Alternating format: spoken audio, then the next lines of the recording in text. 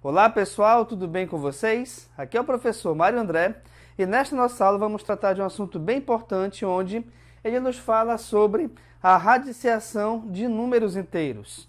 Muito cuidado quando você trabalhar a radiciação, que na verdade é você extrair uma raiz quadrada, raiz cúbica, raiz quarta, uma raiz enésima qualquer de números inteiros, pois dentro dos números inteiros, agora você trabalha com números também negativos. E aí nós temos regras diferentes para esses tipos de números. Vejamos aqui. Quando você tem, aqui nesse caso, uma raiz quadrada, né, com valor positivo e o índice par, automaticamente o resultado será positivo. Atenção que aqui tem um pequeno erro, tá? Não queria fazer isso aqui não. Vamos lá. Quando você tem uma raiz quadrada de um número negativo com o índice par, aqui nesse caso, atenção, não existe resposta. Você não tem como determinar uma raiz quadrada de índice, aliás, uma raiz qualquer de índice par de um radicando negativo. Vou já te explicar por quê. Quando você tiver, aqui no caso, uma raiz com índice ímpar, tá? De um número positivo, o resultado sempre será positivo.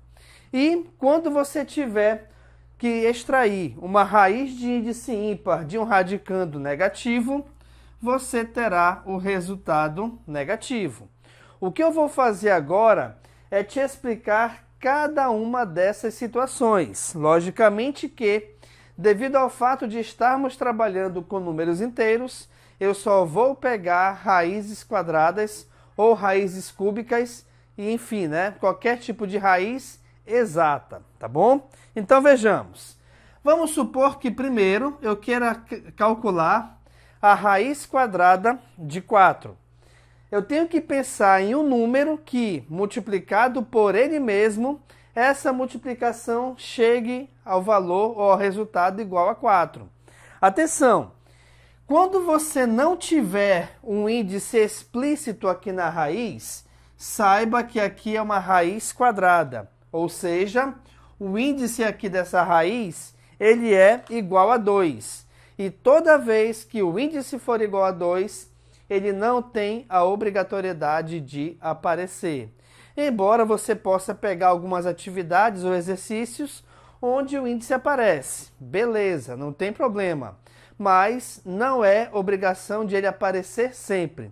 Logo então, quando não tiver índice, saiba que essa raiz é uma raiz quadrada. Então vejamos. Por que eu tenho que pensar em um número e multiplicá-lo duas vezes? Justamente porque o índice aqui ele é igual a 2. Então, o resultado dessa raiz é igual a 2, pois, ao multiplicarmos 2 vezes 2, o resultado é igual a 4, que é justamente o valor do nosso radicando, que é o número que está dentro do radical, que é o símbolo. Belezinha?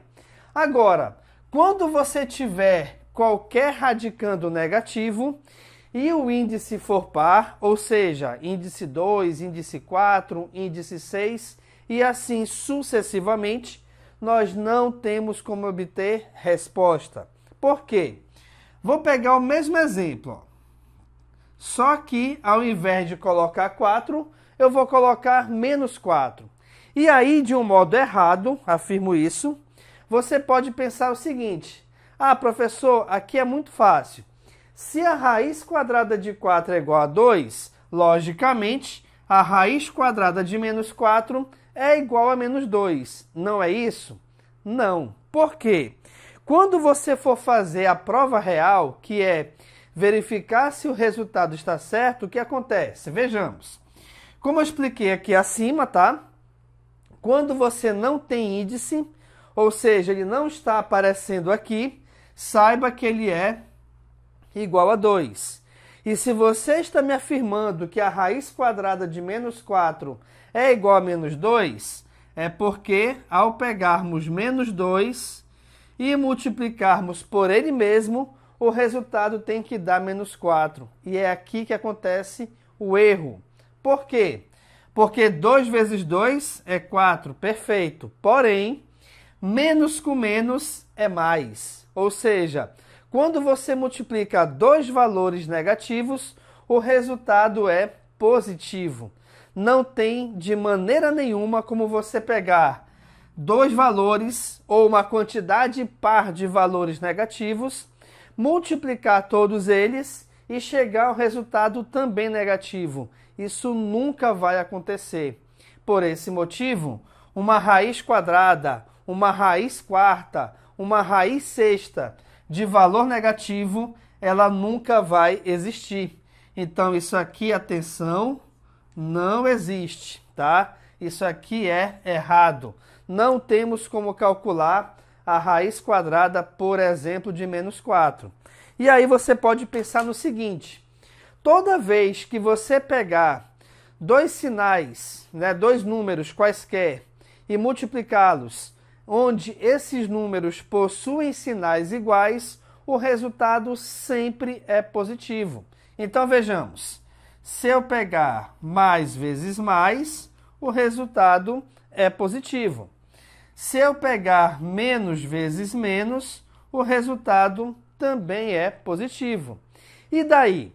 E daí que, quando você pega uma quantidade par de elementos que coincide com o índice, você sempre poderá separá-los aqui de 2 em 2. Então, por exemplo, olha lá. Eu vou pegar menos, vezes menos, vezes menos, vezes menos. Beleza. Quando eu pegar esses dois, o resultado será positivo. Quando eu pegar esses dois, o resultado também será positivo. E aí, ao multiplicarmos dois sinais iguais, reparem que o resultado continua sendo positivo. Isso quer dizer o quê, galera? Que não tem como você pegar uma quantidade par de elementos e essa quantidade par de elementos, todos os elementos sejam negativos e o teu resultado final também ser negativo. Isso nunca vai existir, beleza? Então vamos continuar aqui. Vamos supor que agora eu queira calcular a raiz cúbica de 8. Opa!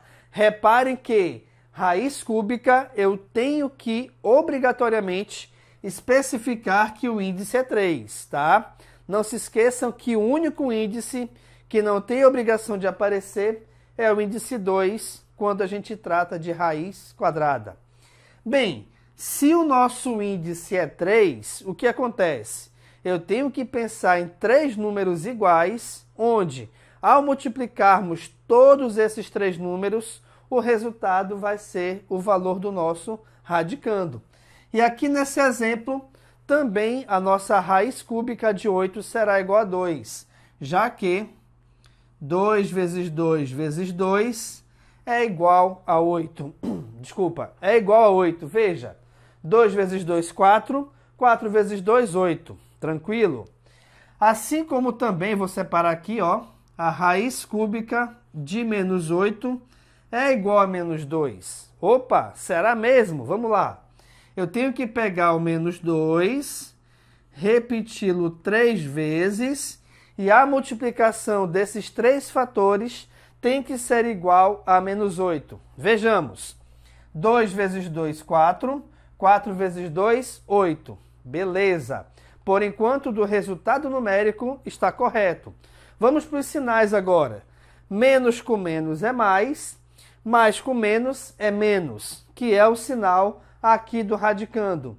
Isso quer dizer, então, que a gente pode afirmar com toda certeza que toda vez que você multiplicar uma quantidade ímpar de elementos negativos, obrigatoriamente o resultado será negativo.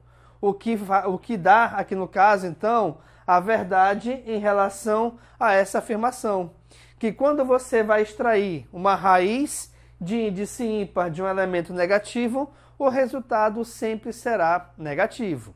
Belezinha, galera?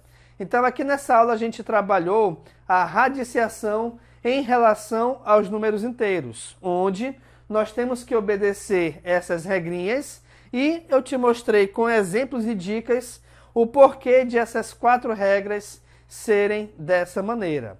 Se você gostou aqui da aula, dê um curtir, compartilhe com seus amigos em suas redes sociais e não se esqueçam também de se inscrever em nosso canal, o que vai me ajudar bastante a construir e a produzir mais conteúdos desse para você.